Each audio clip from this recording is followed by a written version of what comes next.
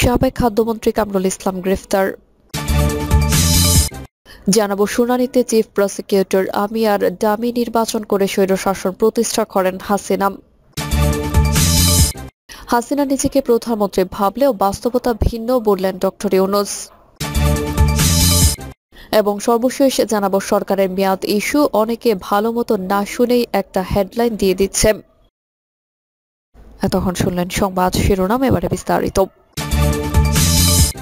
সাবেক খাদ্যমন্ত্রী কামরুল ইসলাম গ্রেফতার। সাবেক খাদ্যমন্ত্রী কামরুল ইসলামকে গ্রেফতার করেছে ঢাকা মহানগর গোয়েন্দা পুলিশ। সোমবার রাতে তাকে রাজধানীর উত্তরা থেকে গ্রেফতার করা হয়। ডিবির হাতে গ্রেফতার কামরুল ইসলাম। বিষয়টি নিশ্চিত করে ডিএমপির অতিরিক্ত পুলিশ কমিশনার রেজাউল করিম মল্লিক বলেন, সাবেক খাদ্যমন্ত্রী কামরুল ইসলামকে রাজধানীর উত্তরা থেকে গ্রেফতার করা হয়েছে। আজ রাতে তাকে গ্রেফতার করা হয়। তাকে ডিবি কার্যালয়ে আনা হচ্ছে। এদিকে কামরুল ইসলাম এবং তার স্ত্রী সন্তানদের নামে থাকা দেশে বিদেশে বিপুল পরিমাণ অবৈধ সম্পদের খোঁজে ইতিমধ্যে অনুসন্ধানে নেমেছে দুর্নীতি দমন কমিশন। গত 14 অক্টোবর দুদকের প্রধান কার্যালয়ে এই সিদ্ধান্ত নেয় বলে ঢাকা পোস্টকে জানান সংস্থার উপপরিচালক ও জনসংযোগ কর্মকর্তা মোহাম্মদ আক্তারুল ইসলাম। দুদক সূত্রে জানা যায়, সাবেক খাদ্যমন্ত্রী ও আইন প্রতিমন্ত্রী এবং ঢাকা 2 আসনের সাবেক সংসদ সদস্য মোহাম্মদ কামরুল ইসলাম নিজের এবং তার স্ত্রী সন্তানদের নামে দেশে বিদেশে বিপুল পরিমাণ অবৈধ সম্পদ গড়ে তুলেছেন। আইন প্রতিমন্ত্রী থাকাকালে নিম্ন আদালতের বেশিরভাগ কর্মচারী নিয়োগের ক্ষেত্রে দুর্নীতি ও অনিয়মের মাধ্যমে তিনি কোটি কোটি টাকা ঘুষ গ্রহণ করেছেন। খাদ্যমন্ত্রী থাকা অবস্থায় দুর্নীতির মাধ্যমে ব্রাজিল থেকে নিম্নমানের গম ক্রয় করে সরকারের কোটি কোটি টাকা আত্মসাৎ করেছেন কামরুল ইসলাম। এছাড়া নিজ নামে রাজধানীর 48/1 নম্বর আজগর লেনে 4 তলা বাড়ি নির্মাণ, মিরপুর আবাসিক এলাকায় 2টি ফ্ল্যাট, নিজ নামে মিরপুর হাউজিং এস্টেটে 4 কাঠা জমি, নিউ টাউনে 10 কাঠা জমি, তার 2টি টয়োটা ল্যান্ড ক্রুজার গাড়ি রয়েছে। তিনি ও তার অন্যান্য আত্মীয় স্বজনদের নামে বেনামে অনিয়ম ও দুর্নীতির মাধ্যমে প্রচুর জ্ঞাত আয় বহির্ভূত সম্পদের মালিক হয়েছেন। এছাড়া তার বিরুদ্ধে বিদেশে বিপুল পরিমাণ অর্থ পাচারেরও অভিযোগ রয়েছে। শুনানিতে চিফ প্রসিকিউটর আমিয়ার ডামি নির্বাচন করে স্বৈরশাসন প্রতিষ্ঠা করেন হাসিনা। আন্তর্জাতিক অপরাধ ট্রাইব্যুনালে শেখ হাসিনা সহ তার মন্ত্রী পরিষদের সদস্যদের গণহত্যায় সম্পৃক্ত থাকার অপরাধের বর্ণনা দিতে গিয়ে চিফ প্রসিকিউটর মোহাম্মদ তাজুল ইসলাম বলেছেন, তাদের অপরাধ এতই জঘন্য যে শুধু এক ব্যক্তিকে ক্ষমতায় রাখতে গণহত্যা চালাতে দ্বিধা করেননি, এমনকি শেখ হাসিনাকে ক্ষমতায় রাখার জন্য গোটা জাতিকে হত্যা করতে তারা দ্বিধা করতেন না। শুনানিতে চিফ প্রসিকিউটর বলেন, আমিয়ার ডামি নীতিতে নির্বাচন করে ক্ষমতায় বসে স্বৈরশাসন প্রতিষ্ঠা করেন শেখ হাসিনা। শুনানি শুরু হলে প্রথমে চিফ প্রসিকিউটর তাজুল ইসলাম বলেন, আজ আমি বা আসামি পক্ষে সিনিয়র আইনজীবী অ্যাডভোকেট এহসানুল হক সমাজী শুনানি করতে এসেছেন, তবে তিনি রাষ্ট্রীয় একটি গুরুত্বপূর্ণ পদে বসতে যাচ্ছেন বলে জানতে পেরেছি। 2-1 দিনের মধ্যে হয়তো সরকার প্রজ্ঞাপন জারি করবে, তাই তিনি আসামি পক্ষের শুনানি করলে এটা হবে কনফ্লিক্ট অব ইন্টারেস্ট। এ সময় তাজুল ইসলাম তাকে আসামি পক্ষে শুনানি না করতে অনুরোধ জানান। এরপর এহসানুল হক সমাজী আদালতকে বলেন, আমি এখনো ফরমাল কোনো লেটার পাইনি, ফরমাল লেটার পাওয়া পর্যন্ত কিছু বলতে পারছি না। এছাড়া যে পদ আমাকে দেওয়া হবে সেটি আমি গ্রহণ করি কিনা তাও ভাববার বিষয়। এ সময় বিচারক জানতে চান কোন আসামির পক্ষে তিনি এসেছেন। উত্তরে সমাজী 5 আসামির নাম বলেন। তারা হলেন সালমান এফ রহমান, আনিসুল হক, তৌফিকে ইলাহি, ফারুক খান ও জুনায়েদ আহমেদ পলক। এ সময় তিনি শুনানি না করে আরেক আইনজীবী আজিজুর রহমান দুলুকে দায়িত্ব দেন। চিফ প্রসিকিউটর তাজুল ইসলাম শুনানিতে শেখ হাসিনার বিরুদ্ধে আনা অভিযোগের বিষয়ে শুনানি করেন। তিনি শেখ হাসিনার 15.5 বছরের বিভিন্ন অপরাধের তথ্য বিশদভাবে তুলে ধরেন, যাকে তিনি ফেসিবাদের দুঃশাসন হিসেবে অবহিত করেন। এর মধ্যে গুম, খুন, সরকারি প্রতিষ্ঠানকে দলীয়করণ, বিচার বিভাগকে ব্যবহার সহ নানা বিষয় ছিল। এরপর গত 1 জুলাই থেকে 5 আগস্টের তথ্য তুলে ধরেন। কিভাবে ছাত্র জনতার উপর হামলা, গুলি চালানো হয়, গণহত্যা চালানো হয় তা উল্লেখ করেন। তাজুল ইসলাম বলেন, ফ্যাসিস্ট হাসিনাকে উৎখাতের পর সুগম ছিল না। 1,500 মানুষের প্রাণ, 25,000 আহতদের মাধ্যমে সর্বগ্রাসী শাসন থেকে ন্যায়পরায়ণ দেশ পেয়েছি। জেনজির চূড়ান্ত আত্মত্যাগে নতুন বাংলাদেশ পেয়েছে। 2008 সালের 29 ডিসেম্বর জাতীয় নির্বাচনে জয়ী হয়ে আওয়ামী লীগ সরকার গঠন করে। এরপর থেকে শুরু হয় স্বৈরাচারী আচরণ, বিরোধীদের দমন, গুম, খুন ও মত প্রকাশের স্বাধীনতা কেড়ে নেওয়া, ভিন্নমত পোষণকারীদের নিপীড়ন করা হয়, তত্ত্বাবধায়ক ব্যবস্থা তুলে নেওয়া হয়। 2014 সালে বিনা প্রতিদ্বন্দ্বিতায় সরকার গঠন করে। 2018 সালে বিএনপি অংশ নিলে কারচুপি, দিনের ভোট রাতে করে 2024 সালে আমিয়ার ডামি নীতি অনুসরণ করে নির্বাচন করে জোর করে ক্ষমতায় ক্ষমতায় বসেন। ফেসিবাদের 15 বছরে হাসিনার নেতৃত্বে হত্যা, গুম, হেফাজতে ইসলামের উপর হত্যাকাণ্ড, পিলখানা হত্যাকাণ্ড ঘটে।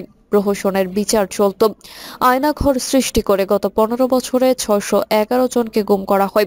দ্রব্যমূল্যের ঊর্ধ্বগতি, মূল্যস্ফীতি, অর্থ পাচারের ঘটনা ঘটে। 2 লাখ কোটি টাকা পাচার হয়েছে।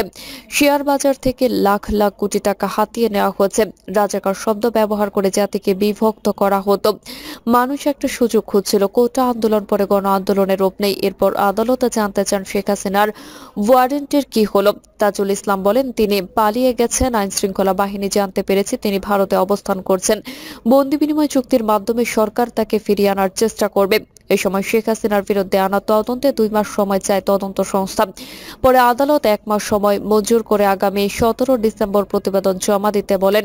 এই সময়ের মধ্যে ওয়ারেন্ট কার্যকর করতে নির্দেশ দেন। এরপর আওয়ামী লীগের সাধারণ সম্পাদক ওবায়দুল কাদের সহ 45 জনের অভিযোগের বিষয়ে শুনানি হয়। তাজুল ইসলাম বলেন, এ বিষয়ে মামলায় 14 জন গ্রেফতার আছেন। এদের মধ্যে 13 জনকে হাজিরা করা হয়েছে। আব্দুর রাজ্জাককে হাজির করা হয়নি। তার বিরুদ্ধেও একই অভিযোগ। দেশব্যাপী কোটা আন্দোলন শুরু হয়। বিভিন্ন কর্মসূচি পালিত হয়। সংস্কারের জোর দাবি জানানো হয়। শেখ হাসিনা 14 জুলাই আন্দোলন প্রতিহত করতে উস্কানিমূলক বক্তব্য দেন। ওবায়দুল কাদের, আসাদুজ্জামান খান কামাল, আনিসুল হক, দীপুমণি, আকমা, মুজাম্মেল হক, সজীব ও আজাদ জয় উস্কানিমূলক বক্তব্য দেন এবং আন্দোলন দমনে গণহত্যার নির্দেশ দেন। চিফ প্রসিকিউটর বলেন, হাসিনার পরিবারের সদস্যরা 16 বছরে দুর্নীতি, টাকা পাচার করে এবং অন্যদের সুযোগ করে দেয়। হাসিনার পরিবারের সদস্যদের মধ্যে রয়েছেন শেখ রেহানা, সজীব ওয়াজেদ জয়, ববি, শেখ সেলিম, হাসনাত আব্দুল্লাহ, শেখ হেলাল, শারখান, নাসের তন্ময়, মুজিবুর রহমান, নিক্সন চৌধুরী। পাশাপাশি দেশব্যাপী হত্যাযজ্ঞ চালাতে তাদের প্রত্যক্ষ পরোক্ষ ভূমিকা রয়েছে। ডিবির হারুন, বিপ্লব, প্রলয় কুমার, জোয়াদ্দার, হাবিবুর রহমান চৌধুরী, আব্দুল্লাহ মামুন, তারেক সিদ্দিকীর প্রত্যক্ষ নির্দেশনায় পরিকল্পনায় দিনের পর দিন হত্যাযজ্ঞ চলতে থাকে। বিচারপতি শামসুদ্দিন চৌধুরী, মানিক, জাফর ইকবাল, নিজম মজুমদারও আন্দোলনের সময় উস্কানিমূলক বক্তব্য দেন। অভিযোগ আসা কয়েকজনের নাম বলতে চান প্রসিকিউটর। তাজুল ইসলাম বলেন, আন্দোলন ঢাকা থেকে শুরু হয়ে দেশব্যাপী ছড়িয়ে পড়ে। রংপুরে আবু সাইদ প্রথম নিহত হয়।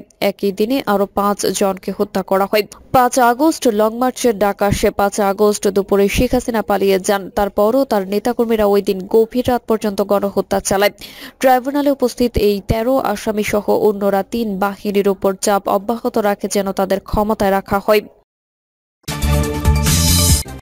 হাসিনা নিজেকে প্রধানমন্ত্রী ভাবলেও বাস্তবতা ভিন্ন বললেন ডক্টর ইউনূস। ক্ষমতাচ্যুত শেখ হাসিনা নিজেকে এখনো বাংলাদেশের প্রধানমন্ত্রী মনে করলেও বাস্তবতা ভিন্ন বলে মন্তব্য করেছেন অন্তর্বর্তী সরকারের প্রধান উপদেষ্টা ডক্টর মোহাম্মদ ইউনূস। আজারবাইজানের বাকুতে জলবায়ু পরিবর্তন সম্মেলনের ফাঁকে আল জাজিরাকে দেওয়া সাক্ষাৎকারে এই কথা বলেন তিনি। সাংবাদিক নিক ক্লার্কের প্রশ্ন ছিল, ভারতে শেখ হাসিনার উপস্থিতি এবং সেখান থেকে তিনি যে বিবৃতি ও ঘোষণা দিচ্ছেন তা ইউনূস প্রশাসন কিভাবে দেখছে। জবাবে ডক্টর ইউনূস বলেন, তিনি বিবৃতি দিচ্ছেন, বাংলাদেশের অভ্যন্তরে আন্দোলনের ডাক দিচ্ছেন, দেশকে অস্থিতিশীল করে তোলাই আমরা তার বিরুদ্ধে অভিযোগ দিয়েছি। এটা বাংলাদেশের জন্য মোটেও সহায়ক হবে না। সুতরাং আমরা ভারতীয় কর্তৃপক্ষের দৃষ্টি আকর্ষণ করছি যে আপনি তাকে আশ্রয় দিয়েছেন ভালো, তবে দয়া করে নিশ্চিত করুন যে তিনি আমাদের জন্য সমস্যা তৈরি করবেন না। না হলে আমাদের আবার আপনাদের কাছে অভিযোগ করতে হবে যে আপনি এমন মানুষকে আশ্রয় দিয়েছেন যা আমাদের জন্য খারাপ। সুতরাং আমাদের উচিত ভারত ও বাংলাদেশের মধ্যে বন্ধুত্বপূর্ণভাবে সমাধান করা। সঞ্চালক বলেন, শেখ হাসিনা এখনো নিজেকে প্রধানমন্ত্রী হিসেবে দেখছেন। জবাবে প্রধান উপদেষ্টা বলেন, তিনি নিজেকে অনেক কিছুই বলতে পারেন, কিন্তু বাস্তবতা তা নয়। এমনকি ভারতও বলেছে তিনি সাবেক প্রধানমন্ত্রী, সুতরাং তাকে আশ্রয় দিল সাবেক প্রধানমন্ত্রী ছাড়া আর কিছুই বলছে না। আওয়ামী লীগ সভাপতি শেখ হাসিনাকে দেশে ফেরানোর উদ্যোগ নিচ্ছেন কিনা এমন প্রশ্নের উত্তরে মোহাম্মদ ইউনূস বলেন, হ্যাঁ, সেটার আইনগত প্রক্রিয়া চলছে এবং অভিযুক্ত হলে অবশ্যই তাকে প্রত্যর্পণের জন্য বলা হবে। নিক ক্লার্ক বলেন, অ্যামনেস্টি ইন্টারন্যাশনাল সংখ্যালঘুর অধিকার প্রশ্নে অন্তর্বর্তী সরকারের ভূমিকা নিয়ে উদ্বেগ প্রকাশ করেছে। ইউনূস কিভাবে এই সংকট মোকাবেলা করার পরিকল্পনা করেছেন। জবাবে প্রধান উপদেষ্টা বলেন, আমরা সংখ্যালঘুদের স্মরণ করিয়ে দিচ্ছি, দেখুন আপনি দেশের নাগরিক, সংবিধান আপনাকে আপনার অধিকার, স্বাধীনতা, নিজেকে প্রকাশ করার অধিকার, আপনার নিজের ধর্ম পালনের অধিকার দিয়েছে, এগুলো সংবিধানে আছে। সুতরাং এটি আপনার বাইরের দিক থেকে আসা কিছু নয়। নাগরিকরা সংবিধানের দেওয়া অধিকার যাতে ভোগ করতে পারে তা নিশ্চিত করাই সরকার হিসেবে আমাদের দায়িত্ব। তখন সঞ্চালক বলেন, কিন্তু হিন্দু সহ সংখ্যালঘুদের ওপর নির্যাতন বেড়েছে বলে যে শোনা যাচ্ছে। উত্তরে শান্তিতে নোবেলজয়ী ইউনূস বলেন, সহিংসতা বাড়েনি, আমি বলবো সহিংসতা কমেছে। বিপ্লবের সময় থেকে সহিংসতা শুরু হয় এই কারণে নয় যে তারা হিন্দু বা অন্যান্য ধর্মাবলম্বী, তাদের বেশিরভাগই ছিল আওয়ামী লীগের। প্রিয় দর্শক, এই ছিল এখনকার সর্বশেষ সংবাদ। আপডেট সব সংবাদ পেতে চ্যানেলটি সাবস্ক্রাইব করে বেল আইকনটি ক্লিক করে রাখুন।